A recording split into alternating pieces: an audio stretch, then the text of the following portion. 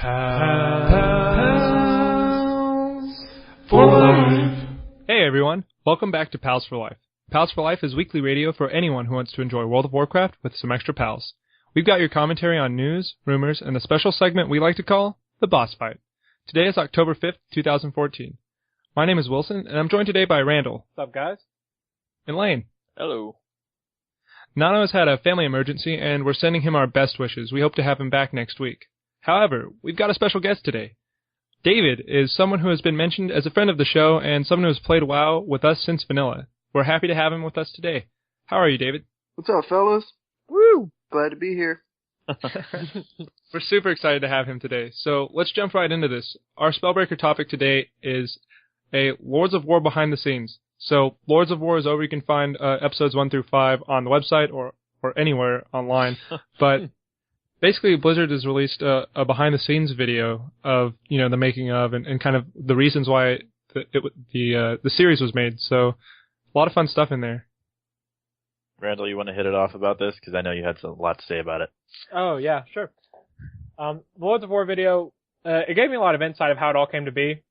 The biggest thing was like how it basically started, or like this whole kind of saga of creating this comic book style of video started with the Burdens of Xiao Hao. And basically, before this, the writers that did this had only worked on short stories and comics and stuff. They evolved into that comic style series that they did for the Burdens of Xiao Hao, and then they moved that on to Lords of War. And it's been really good because they've been able to shed light on characters and give story on them that you wouldn't get in game, right? Because you can't add all that content in game. You have other stuff to worry about, a bigger picture, not single characters. So, and especially with the Lords of War videos, we get to see, why do we not like Gramash, and why is Durotan cool, and why is Murad doing what he's doing, stuff like that. Yeah, it's really awesome to not only see this nice art style, because it is very distinct and cool to watch. It's nice to see all these villains painted in a totally different light from normal. We get to see how they became the cool, awesome, lumbering villains that they are now in a very artistic and sort of, fun way to watch. And that's a little bit on the outlier for how games typically go about this sort of stuff. It's almost always done in game or through, some text you read. I don't know, like some wiki stuff you randomly read later on. But it's really cool to see a company taking up the reins on this. Like, hey, this is what happened. Everybody should know about this. And that's the advantage of being Blizzard and having World of Warcraft under your belt. Lots of stuff to work with and a big company to do it. Oh, yeah. And it kind of goes to show, the testament of what WoW is, the fact that they are able to basically pre-digest their own lore for people to watch. Yeah. Right? Big. Got to know what's going on. And also, I just want to say, Crispin Freedman, the voice actor for Murad, whoa, that guy. I love Crispin Freeman so much. Even when he normally talks, it's just inspiring almost. Yes. He has got a velvety voice. The bass tones in his voice just make me want to cry myself to sleep. It's beautiful. It's great. Yeah, it'd be great just to have conversations with him and get inspired. How's the weather today, Crispin Freeman? And then, you just fall asleep from there.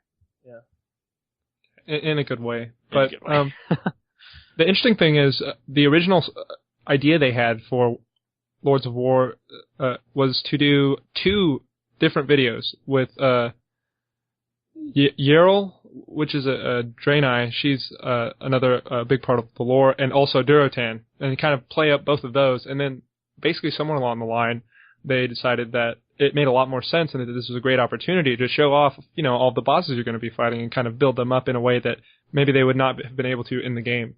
Mm-hmm. Honestly, I don't even know who the heck Yerl is, so yeah, maybe it would have been interesting to expand it, but keeping it focused on the Lords of War really helps out the lore a lot more than something like, here's an overview of what's going to be happening. Keeping it on the Lords of War keeps it focused and a lot more motivating, which is what they were going for. So. And also, the expansion is called the Warlords of Draenor, right? It's not called this chick and Durotan, so. Yeah, basically, Yerl was a priestess and was enslaved by the Iron Horde, and basically she got combat experience, got out of that, and became a big member of the Council of Exarchs. So she's an Exarch right now. Dang, son. Anyway, but she's going to be in Draenor no less. we're excited to see her. I think we've seen her before in other parts of WoW. Yeah, they did show a picture of her in game, so I would hope so. Yeah, but yeah, it was great to see that behind the scenes, and I hope that Blizzard continues to do this. Metzen was also in the video, and he kind of mentioned that this is actually, and maybe it's part of the future, is to tell a story not just in between two covers of a book, but through the screen for a while. So this could be the start of more lore-based stuff that's not in books. Mm-hmm. Yes, please. Yeah, I think we definitely like that. Blizzard's always had an eye for cinematics and storytelling, just purely visually. Definitely. So I think that covers pretty much our thoughts on that. Yeah. But we're going to move right on to a segment we call the boss fight. And the boss fight is basically a part of the show. Lane, for those of you who are maybe tuning in for the first time, Lane is a good friend of ours, but he does not play WoW. Nope. Thinking about it, though. He's Shut thinking up. about it. Shut up. Soon TM. Oh, gosh. TM, guys. So basically what Lane does, he has played WoW a little bit. We've forced him a few times, but never serious enough to call himself a WoW player in the flesh. He brings up some issue or topic about World of Warcraft from an outsider's perspective that he feels does not line up, isn't great. Something about WoW that he challenges, and we, as the host on the show, try to fight back and see if we can't come to some sort of good resolution. It's not a moment to bash on WoW or to say WoW is perfect, but kind of to create a productive conversation. So, Lane, what's your beef with WoW? All right. Well, today we're going to get a little bit more specific than art or story or whatever, and I'm going to go straight for rogues. So in my time playing WoW, I played a lot of Battlegrounds, and I can't say I ever came in one confrontation where I actually enjoyed playing against a rogue, because, who enjoys getting stabbed in the back from this dude you didn't see, and then suddenly you're dead after 2 more abilities? You can try to fight back against a rogue, but after that first strike, you are pretty much screwed. And I know that there is a lot more room for growth there. I'm fighting a rogue at a low level. That's pretty much like the equivalent of Tryndamere in League of Legends. You just stomp at low elos and then don't ever play him again. Not entirely true, but still.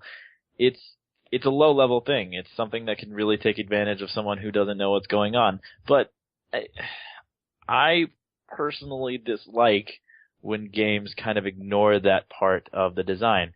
Designing something that is going to destroy people who have no idea how to play against it is really frustrating, because, I learned nothing from that encounter. I learned that I got stabbed in the back from this dude who's freaking invisible, and then 2 seconds later I died. I tried to fight back, but I got nothing. So, what did I learn from that? He was invisible, he stabbed me, I died. And what did I not learn from that? How to fight him, how to get around it, how to fight back at all. It's very frustrating, and the only way to, learn against that is to play all the way up until, 90, maybe see some guys screw up a few times and be like, oh, so that's how that works.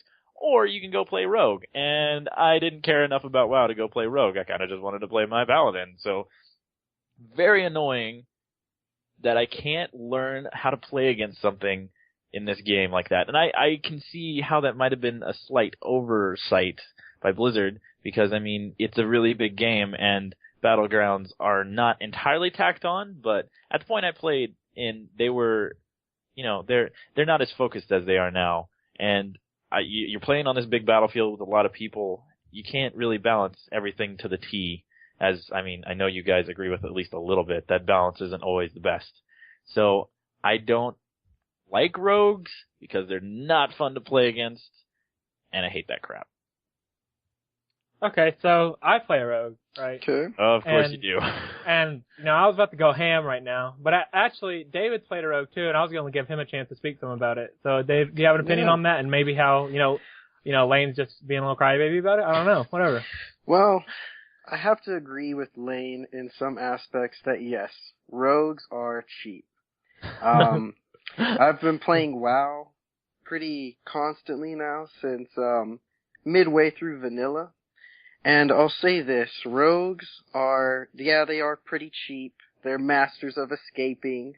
And not only that, though, rogues are the only class in game that you actually, whenever you're getting attacked by a rogue, you can basically, if you're the opposing person getting attacked on, you can just step away from your computer for a while because you can't do anything. Which kind of isn't fair, just in the fact that, yeah, like, you can't do nothing. You're just sitting there, like, having to take a beating. But in the sense of this, the main thing that rogues bring to the table is behind their lore and stuff like that. That's what they are. They, stealth in the shadows. They're supposed to be like swashbucklers. They're supposed to be really agile. They're kind of just like ninjas, but at the same time, I guess you can say they're kind of loopy and derpy at the same time, though, because there's different styles of playing a rogue. But I would definitely say that rogues, I mean, they're not exactly cheap. You just have to put your time in learning and adjusting how to counter them, which is really easy, but it does take lots of time to put into the game to learn how to get around certain classes and things like that. So, I mean, I don't think they're cheap, but I do wish that maybe they made rogues a little more PvP friendly instead of just kind of like face rolling on your keyboard. Okay, that's fair. Okay, so Halfsies. Now with what Dave has to say, I'm going to bring my input. And Dave's played Rogue too, but I've probably played a little bit more. The big thing, so there's actually a funny transition. So from like about, I'd say maybe 60 or 70 down, and then once rogues get most abilities, so like 70 to 80 up, and then all the way to 90. There's a transition like a rogue playstyle actually. Lane, what playstyle you got is the bursty damage that rogues have at lower levels, right? Yeah. Right. You get like they ambush you for who knows how much, a lot. Yeah, a lot. Right.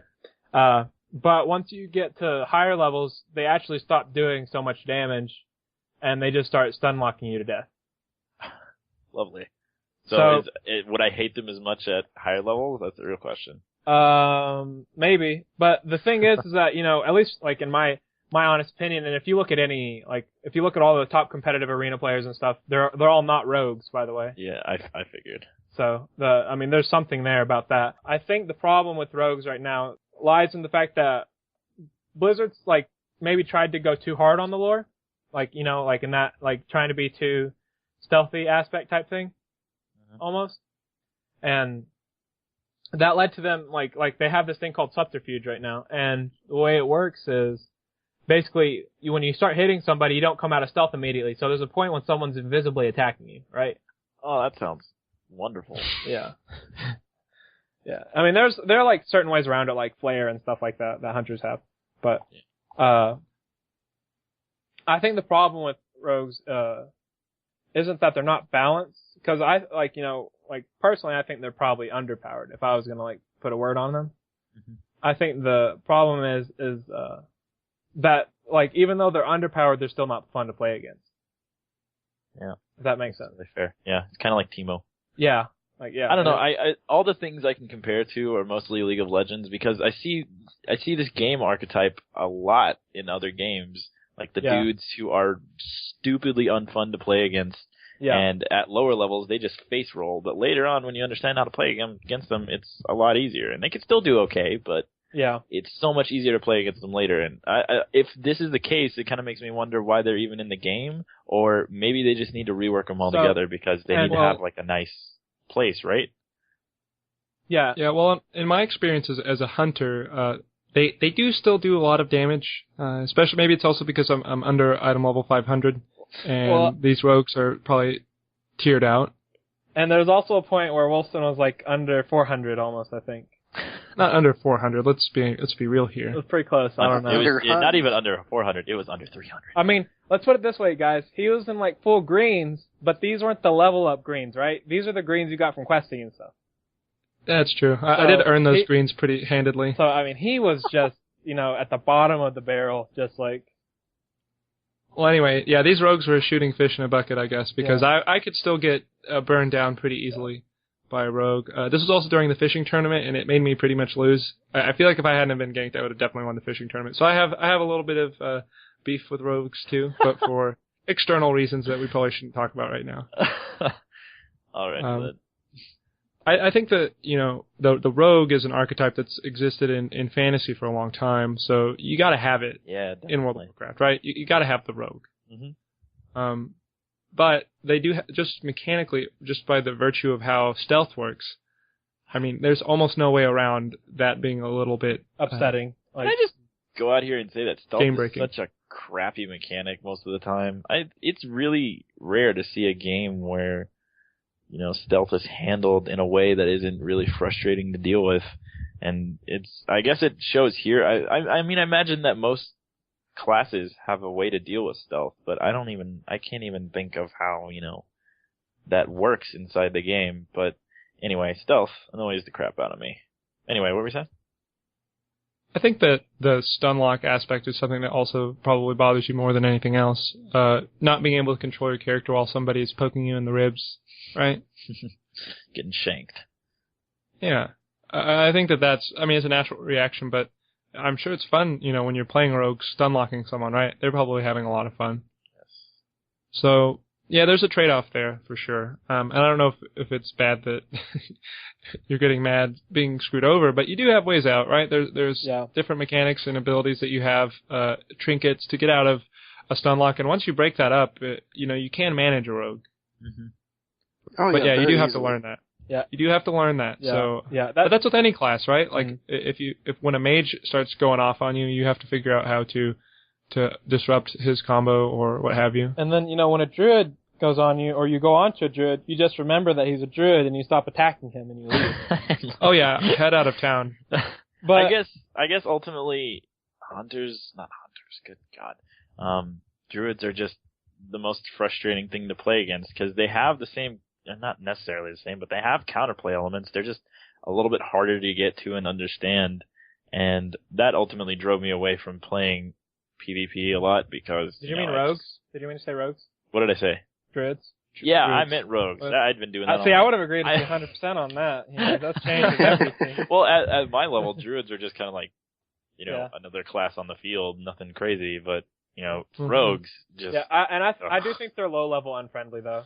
Very. But I disagree in the fact that, it's no, I think they thought about the class. Right, and we've said it before that, a lot of server statistics say that Rogue is the most underplayed class in World of Warcraft right now. And maybe I'll have to pop a Rogue or something. Huh? What'd you say? Maybe I'll have to pop a Rogue in my future possible not actually happening play sessions.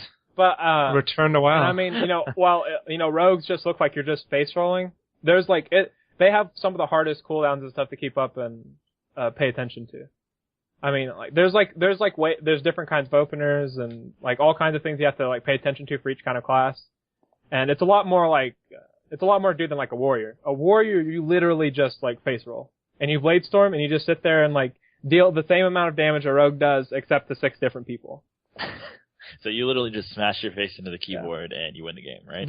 But I can definitely see how they're not quite as fun to play against, especially at lower levels, because they're at low level there almost is no counterplay. Unless you've been playing the game and you're genuinely prepared for it. And that's something that doesn't happen as often at low levels. And we've officially come full circle. Yep. There we go. Yeah, I think this is a good time to put out a request to anyone who's listening right now to weigh in on what they think about rogues. Any good experiences with rogues? Any bad experience with rogues? Play a rogue.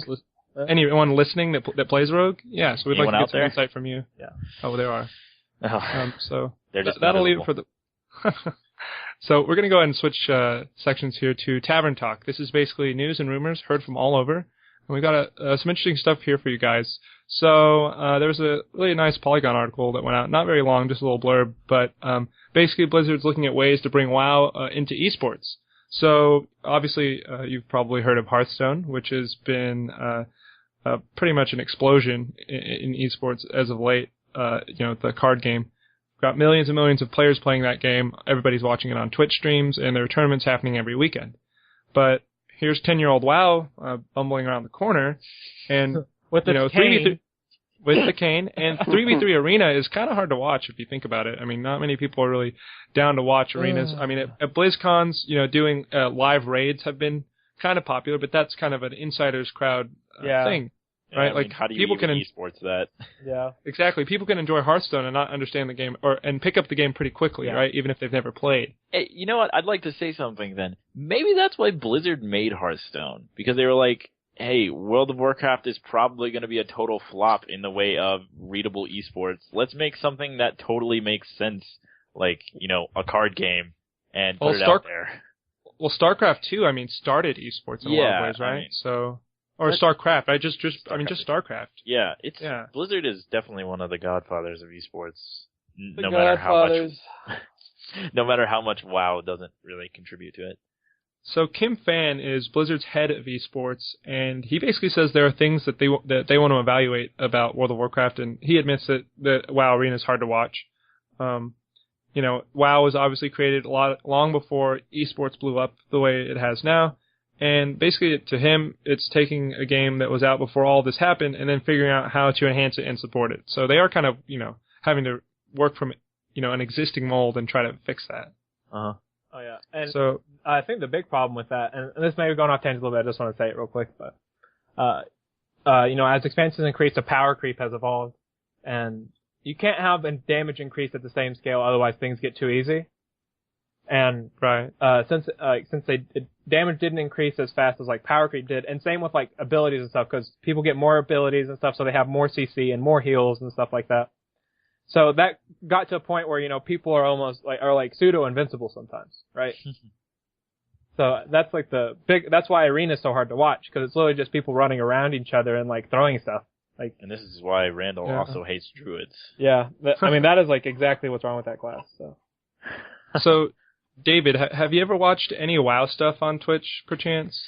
I love watching WoW stuff on Twitch, and I want to just say right now, y'all know of any good streamers that play WoW, I would definitely say that Soda Poppin's enjoyable to watch just because... He doesn't need any help. He doesn't need any help, but he definitely plays every class in WoW, and so if you want to learn about different classes in WoW, it's nice to watch other people play. That way you can decide if you want to try them out or not. But I would say that, Twitch does a great job of promoting WoW if you want to watch it. Okay. But, in terms of, an identifiable esport, what do you guys think is a way for Blizzard to engage esports from WoW? Is it Battlegrounds? Is it arenas? Or maybe 1v1? Just duels? It's changing the core gameplay of PvP. Making it faster, faster paced? Making it faster, simpler. People can pick up on abilities and stuff without having to worry about, right now, on my Warlock, so many abilities, I have my Demonic Portal and all this stuff, Ember Bolts or whatever they're called, I can't think what they're called right now, Chaos Bolts and stuff like that. Yeah. There's a lot of, cooldown stuff to worry about, at that point, as a player, I can learn how to play it, right? But as a viewer, It's not quite as enjoyable and digestible. Yeah, you can't watch that stuff. Yeah. That's kind of why MOBAs are so popular. They're sort of the outside PvP version of an MMO with extremely simplified conditions to it. And, that's kind of what, Dota was. The original Dota was kind of, a fusion of, playing these characters that you would pull from an MMO, but in an RTS standpoint, or from an RTS standpoint. So, I think that's why MOBAs are specifically so fantastic for this. So maybe the idea here is to find a way to do some sort of different presentation of World of Warcraft for a spectator mode, right? Yeah. Have some inventive way to have a camera that shows everything going on in the battle rather than having it through, the normal perspective that you might have. And you know what? It's, I guess, worth mentioning that I think maybe a route they could go on this, instead of fundamentally changing the game, is why not make a specific, sort of esports mode. A lot of games do that, and it's not going to be as optimal for WoW to make specific modes, options, and blah, blah, blah for esports specifically. But if they wanted to, they could lay out a set of rules in a game type that would be your health is capped here, your armor's capped here, or everybody's normalized at those levels, and then everything else revolves around how you play, what, abilities you're using, and stuff like that. It's funny you bring that up. Sorry, I didn't mean to cut you off. No, you're fine. Go ahead. I can't remember what exactly it is, and I feel bad for just spouting it out without having a reference. But they're doing something basically where they're having a mode similar to that, as in they're equalizing everyone without really? Where the gear isn't a dependency anymore. Mm-hmm. But I can't remember exactly what it was. But they're making something like that though. Okay, well, that's the point.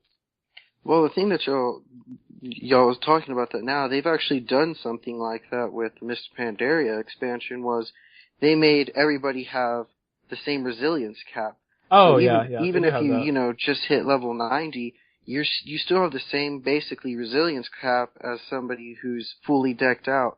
The only thing is, though, it's kind of like you're saying, though, the person that's fully decked out, has been playing, and is fully geared, is still gonna stomp you, but and they still have, like, double your HP and, like, twice your damage. Yeah, the only good there's still that, but... Yeah, I guess the only good thing is now, though, is just that base cap resilience. I mean, that definitely helps a little bit, though. Yeah. Yeah. It'll be interesting to see how Blizzard takes care of the esports with WoW, but I do think that there is an inventive solution available. Yeah, it's Blizzard. They'll figure it out. For sure. So our next topic here is dungeon outlines. There's been kind of an outline of the dungeons put for Warlords of Draenor that's been kind of put together. So if you have not been playing the beta and maybe don't have time to keep up with everything that's going on, we've kind of got a rotation here for you guys so you can know what dungeons to expect in the expansions. So this is going to be information about the expansion explicitly.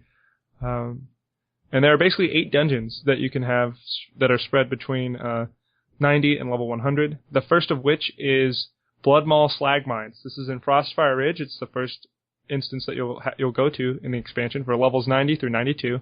Basically, the Blood Maw ogres are using slaves from across the world to dig for an ancient relic in the caverns of Frostfire Ridge. Players must defeat the ogres and their elementals to prevent them from acquiring it. Simple enough. Be fun. Ogres are always cool. I like mines. Dead Mines is a great instance. Oh. I don't know if we're living up to that. I'm not going to put that kind of pressure on that instance right now. Sounds like it's not as much with pirates, so... Yeah. That's sad. The next one we've got here are the Iron Docks. This is in Gorgrond. This is level 92 through 94. Garrosh's Iron Horde is building a powerful navy to aid their invasion of Azeroth. However, these warships are vulnerable while still at the port. The players will fight their way through infantry and artillery, guarding the port before attacking the ships themselves. Interesting, kind of a raid going on there. It is called. Yeah, that sounds like the presentation's going to be interesting. Like you're actually going to be defending, and then you're going to go like board ships, right? There's been an instance like that, hasn't there, Dave? Where you get on an air. Sure. Remember, there's one where you get on an airship. I think it might be a scenario. I'm not entirely sure. Maybe. Was it the last one for Cataclysm? The Deathwing Rain? Yeah, that was the last raid to take down Deathwing. Yeah, you're right. Yeah, Deathwing. Yeah, so, there might have been something similar to that. So I kind of have an idea of what that might look like. Although this is a Navy, though, so it's a little different. Yep. Yeah. On the water. Yeah. Still sounds cool. So the next one is Auchindoun. Wow, killed it. This is in Talador, level 94 through 97. Auchindoun is a holy mausoleum belonging to the Draenei. You may remember it from the Burning Crusade, but in Warlords of Draenor, this mausoleum is under attack by the Burning Legion servants. So we're going to get a little bit of a rehash here. Not necessarily a bad thing. Yeah, awesome. I mean, that was why people liked Cataclysm so much, right? It was changing up the world that they were already in, so why not revisit something with fresh coat of paint? Yeah, for sure. It's going to be fun. Okay, and this will be kind of, I think this will be the one that everyone's doing, right before they're about to get into that last final home stretch to 100. But, actually, this is the one that you'll do, I think. Skyreach.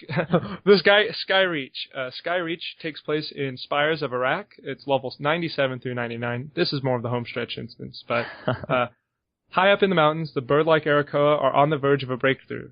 They've reactivated the advanced technology of their forefathers and plan to use its devastating energy against their enemies, including you. Run away from the light and watch out for ledges.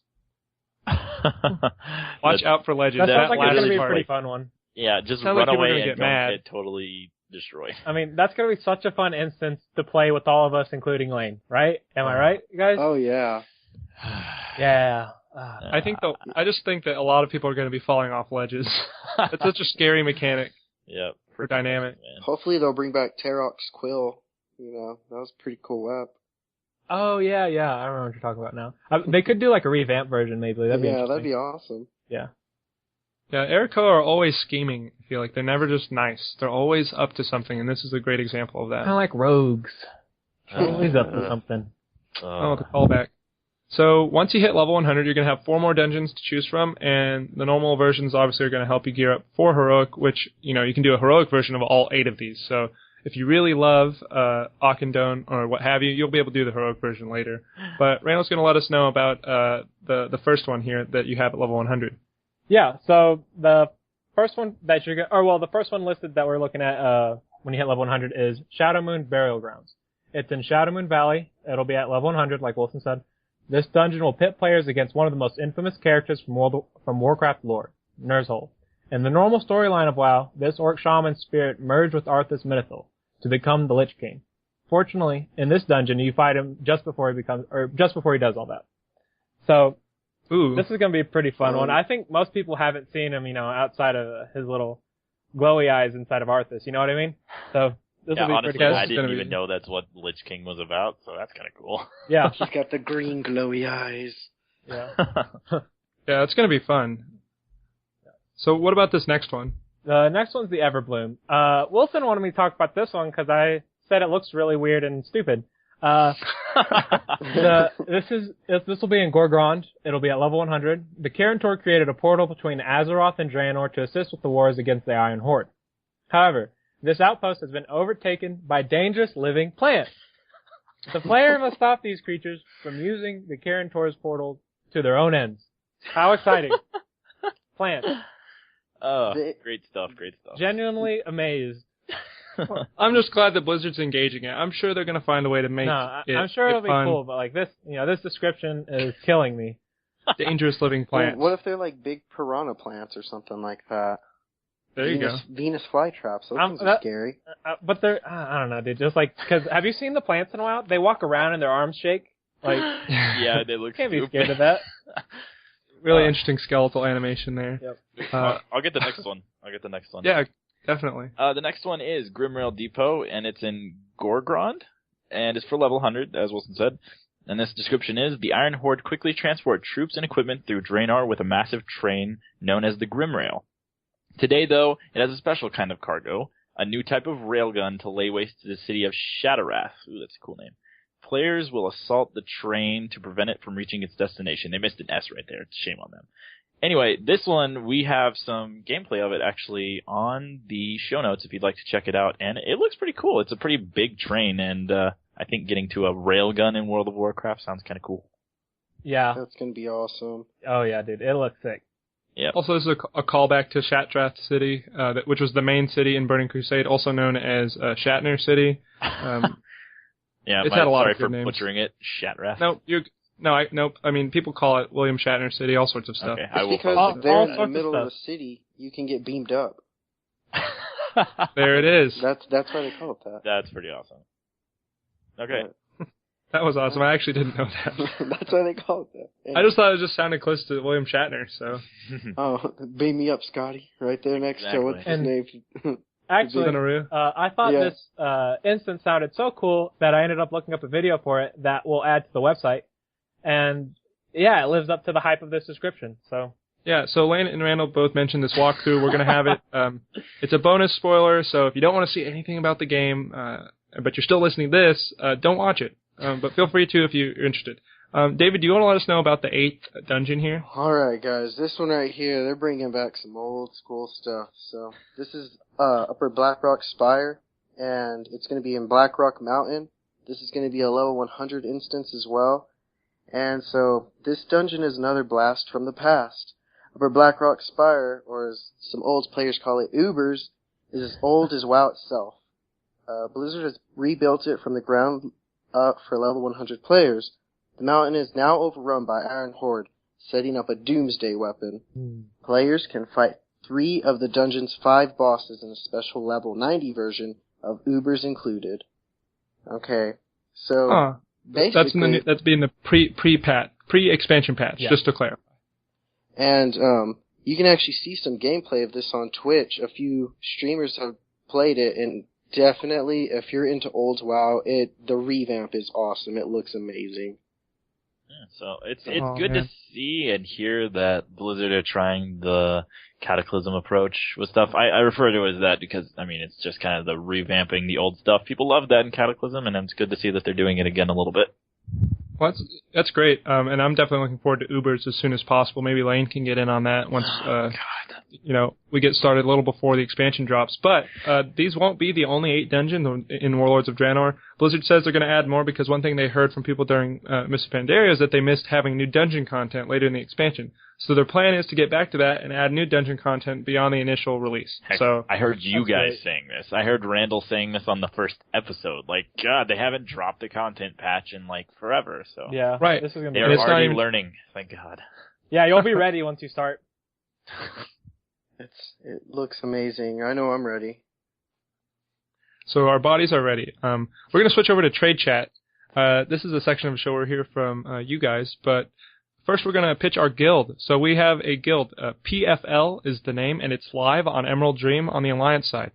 If you want to join that, feel free to hit us up with our battle tags. It'll be listed on the show notes, including maybe David's battle tag. Heck yeah. So anyway, if you ever want to give us a shout-out, anything you want us to know about the show, our email is pals@palsforlife.net. Feel free to drop us a line.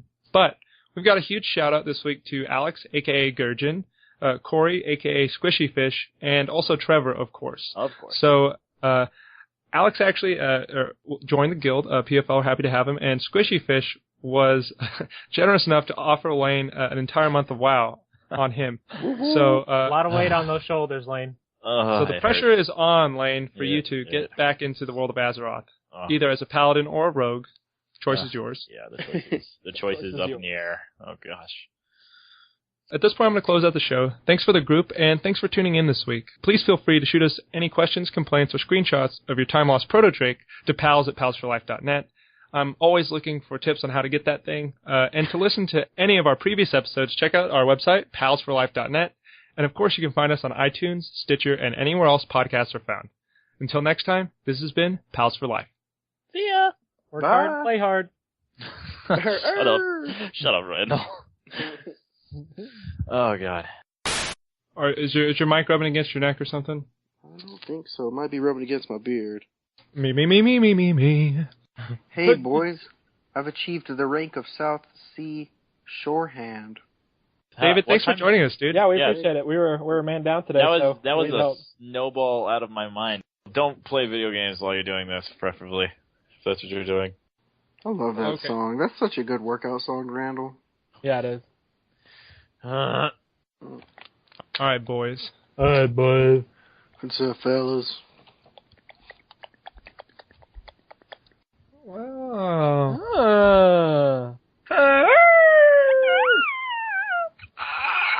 Oh, God.